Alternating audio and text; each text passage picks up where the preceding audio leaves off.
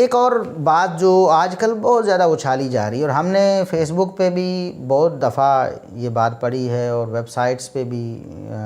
Google پہ اگر آپ سرچ کریں تو کئی موقعوں پر آپ کو یہ لکھی ہوئی بات نظر آئے گی، جن میں وہ لکھنے والے منکرین حدیث بھی ہیں، روافض بھی ہیں، اور پھر بعض مقلدین بھی ہیں، اور سارے نہیں، میں نے خود پڑھا ہے کہ اس اعتراض جو میں ابھی ذکر کرنے والا ہوں، اس کا اعتراض ایک حنفی عالم نے جواب بھی دیا ہوا ہے۔ تو سب کی بات نہیں کر رہے، کچھ لوگ جو ناقابل اندیش ہیں ہم ان کی بات کر رہے ہیں۔ وہ اعتراض جو عموماً منکرین حدیث عموماً کرتے ہیں آج کل، وہ کہتے ہیں کہ امام بخاری رحمۃ اللہ علیہ نے جو دعویٰ کیا ہے کہ میں نے اتنی لاکھ حدیث میں سے اتنی ہزار حدیث جو ہیں وہ منتخب کر کے صحیح بخاری میں درج کی ہیں، اور پھر امام بخاری رحمۃ اللہ علیہ سے یہ ثابت ہے کہ انہوں نے ہر حدیث کو لکھنے سے پہلے استخارہ، انہوں نے بتایا کہ میں نے ہر حدیث کو لکھنے سے پہلے استخارہ کیا، غسل کیا، استخارہ کیا، اور پھر حدیث کو لکھا ہے۔ تو وہ کہتے ہیں کہ امام بخاری رحمۃ اللہ علیہ کی زندگی کو اگر دیکھیں، ان کی جو زندگی ہے اس میں کس طرح انہوں نے اتنی لاکھ حدیث میں سے اتنی حدیث کو منتخب کر لیا، اور پھر ہر حدیث سے پہلے غسل بھی کر لیا، استخارہ بھی کر لیا، اور وہ اس طرح کے پھر وہ نکال رہے ہوتے ہیں حساب کتاب، جی امام بخاری رحمۃ اللہ علیہ نے اگر 6 لاکھ حدیثوں پر اس طرح کیا ہو تو تقریباً 2 لاکھ گھنٹوں کی ضرورت ہوگی، اور پھر اگر دن رات کام کیا ہو تو اتنے گھنٹے لگے ہوں گے، اگر دن میں 6 گھنٹے کام کیا تو اتنے گھنٹے، دن میں 4 گھنٹے کام کیا ہو تو اتنے سال اور اتنے دن لگے ہوں گے۔ بہرحال ہمیں اس سے کوئی سروکار نہیں ہے، یہ ساری مغز ماری انہوں نے اپنا وقت ہی ضائع کیا ہے، کیونکہ اصل مقصود یہ ہے، پہلی بات یہ ہے کہ کیا امام بخاری رحمۃ اللہ علیہ کوئی اتنے دودھ پیتے بچے تھے کہ ہر حدیث کو وہ لے کے بیٹھ جاتے اور کئی کئی دن اس کی تحقیق کرتے رہتے؟ امام بخاری رحمۃ اللہ علیہ تو ائمہ فن میں سے تھے، جو حدیث کی علل سے واقف تھے۔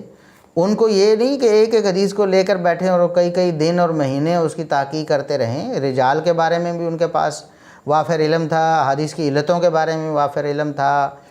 اور پھر ان کے سامنے جو احادیث تھیں، اور پھر یہ سندیں جو ہیں، ویسے اگر متون کی بات کی جائے،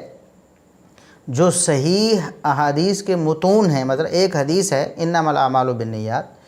اور اسی طرح ایک حدیث ہے کہ کلمتان حبیبتان الی الرحمن، اور ایک حدیث اور ہے، ایک اور ہے۔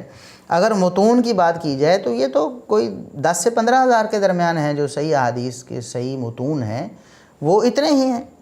باقی تو ان کی سندیں ہیں، ایک حدیث کی 100 سندیں ہیں تو وہ 100 حدیث کہلائے گی۔ یہ محدثین کے ہاں اس کو پوری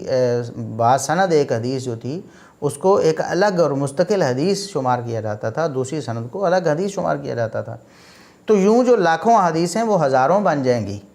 ایک حدیث کی بہت درجنوں سندیں تو امام مسلم رحمۃ اللہ علیہ نے درج کی ہوئی ہیں۔ آپ دیکھیں تو صحیح، امام مسلم رحمۃ اللہ علیہ کی کتاب کا مطالعہ کر کے ایک ایک حدیث کی درجنوں سندیں، تو وہ درجنوں احادیث جو ہیں وہ ایک حدیث ہیں۔ گویا کہ امام بخاری رحمۃ اللہ علیہ ایک حدیث کو بار بار اپنی کتاب میں لے کے آتے ہیں، وہ دسیوں دفعہ، تو وہ ایک ہی حدیث ہوتی ہے، سندیں مختلف ہوتی ہیں، تو وہ ان کو آپ دسیوں یا سینکڑوں حدیثیں سمجھیں، وہ ایک حدیث ہے۔ دوسری بات یہ ہے کہ امام بخاری رحمۃ اللہ علیہ نے جو احادیث کو جمع کیا ہے، ایسا نہیں کہ ایک حدیث کو لکھنے کے لیے وہ الگ سے غسل کرتے اور الگ سے استخارہ کرتے اور پھر ایک حدیث لکھ کے اٹھ جاتے تھے۔ مثلا آج لکھنے بیٹھے ہیں امام بخاری رحمۃ اللہ علیہ، تو لکھنے سے پہلے جا کے انہوں نے غسل کیا ہے، غسل کے بعد انہوں نے 2 رکعتیں پڑھی ہیں، استخارہ کیا، اور استخارہ اس بات پہ نہیں کیا کہ استخارے کے ذریعے وہ حدیث کی صحت ضعف جان رہے ہوں۔ حدیث کی صحت ضعف تو اصول حدیث سے ہوتی ہے نا۔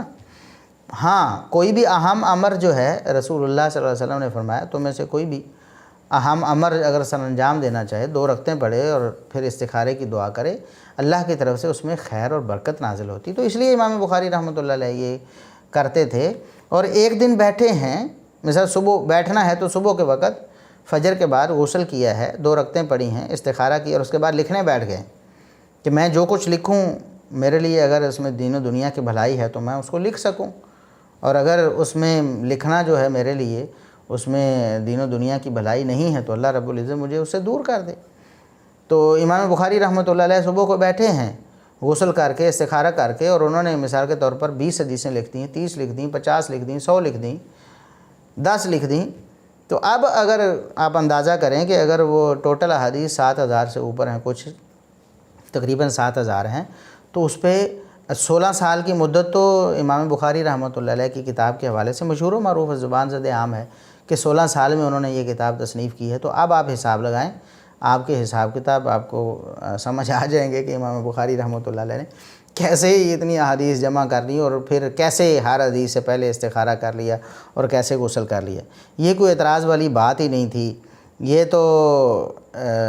جہالت پر مبنی پروپیگنڈا ہے نا۔ یہ اس طرح کے یہ تھڑے باز جو ہوتے ہیں نا،